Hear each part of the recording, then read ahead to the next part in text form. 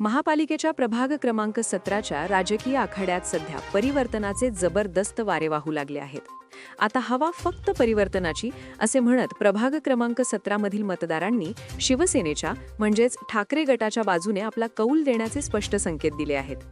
यातच आज बालाजी कोट लाड सुवर्णकार यूथ फाउंडेशनने ठाकरे गटाच्या उमेदवारांना जाहीर पाठिंबा घोषित केल्याने विरोधकांच्या पायाखालची वाळू सरकली असून ठाकरे गटाचा विजयाचा मार्ग आता हायवे झाला असल्याचे चित्र निर्माण झाले आहे।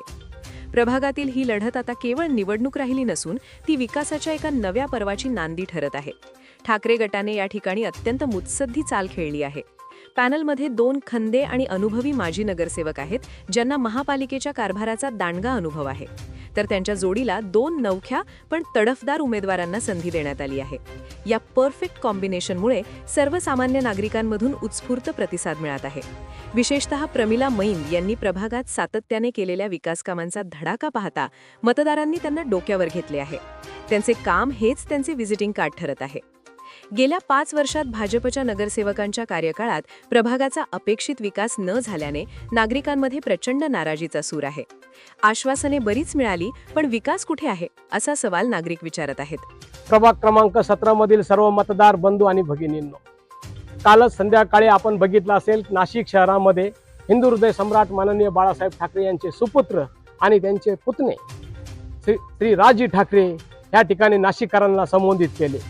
वाढता भ्रष्टाचार, वाढती गुंडागिरी यावर ह्या दोन्ही भावांनी अतिशय आक्रमकपणे या ठिकाणी त्यांनी त्याचा कथा केलेला आहे। काय परिस्थिती आहे नाशिक शहरामधील, तर नाशिक शहरातील रस्त्यांना पडलेले खड्डे आणि सगळ्या गोष्टी ही गोष्ट सिद्ध करतात। तर राजजी यांचं ज्या वेळेला राज्य ह्या नाशिक महानगरपालिकेवर होतं, त्यानंतर विद्यमान सरकारने एक साधी वीट सुद्धा रचण्याचं काम या ठिकाणी केलेलं नाही। जे काही कामं राजजी यांच्या काळात झाले त्यानंतर एकही स्वीकृत चांगले कामं या ठिकाणी झालेले नाही। आणि या सर्व गोष्टींवर ह्या दोन्ही भावांनी काल संध्याकाळी अतिशय आक्रमकपणे या ठिकाणी प्रकाश झोत टाकलेला आहे। आणि त्याचा निश्चित फायदा आणि त्यांचं मार्गदर्शन या नाशिक महानगरपालिकेतील शिवसेनेच्या गटाला झाल्याशिवाय राहणार नाही। या दोन्ही भावांनी काल संध्याकाळी जो काही प्रचार केलेला आहे, जी तेजाची मशाल या ठिकाणी पेटवलेली आहे, ती तेजाची मशाल पूर्ण नाशिक शहरामध्ये ज्योत निर्माण केल्याशिवाय राहणार नाही। आणि म्हणून एकच सांगतो, सर्व नाशिक महानगरपालिकेमध्ये सर्वांची आवडती विद्यमान नगरसेवक पूर्णपणे अपयशी ठरल्याची भावना जनमानसात रुजली असून आता सक्षम आणि विश्वासार्ह पर्याय म्हणून मतदार राजाने ठाकरे गटाच्या उमेदवारांकडे आशेने पाहिले आहे। निवडणुकीच्या या रणधुमाळीत आजचा दिवस ठाकरे गटासाठी गेम चेंजर ठरला।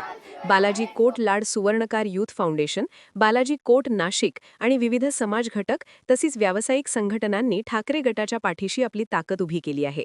सुवर्णकार समाजाचा हा जाहीर पाठिंबा म्हणजे विजयावर शिक्कामोर्तब मानला जात आहे। नाशिक वार्ता न्यूजसाठी प्रतिनिधी अजित सय्यद, नाशिक। सुवर्णकार यूथ फाउंडेशन नाशिक, त्याचप्रमाणे महाराष्ट्र राज्य सुवर्णकार यूथ फाउंडेशन यांच्या वतीने मी सौ प्रमिलाताई मैंद, मंगलाताई अढाव, मंगेश भाऊ मोरे व शैलेंद्रदादा ढगे यांना जाहीर पाठिंबा देतोय। मी सर्व सुवर्णकार बांधवांना विनंती करतो का आपल्याला या सर्व उमेदवारांना प्रचंड मतांनी विजयी करायचे। यांचा प्रभाग क्रमांक 17 यातनं उमेदवारी लढत आहे। तरी मी पुन्हा एकदा सर्व सुवर्णकार बंधूंना आवाहन करेल का नक्कीच जास्तीत जास्त मतांनी मशाल या चिन्हावरती बटन दाबून आपण यांना विजयी करायचंय। धन्यवाद।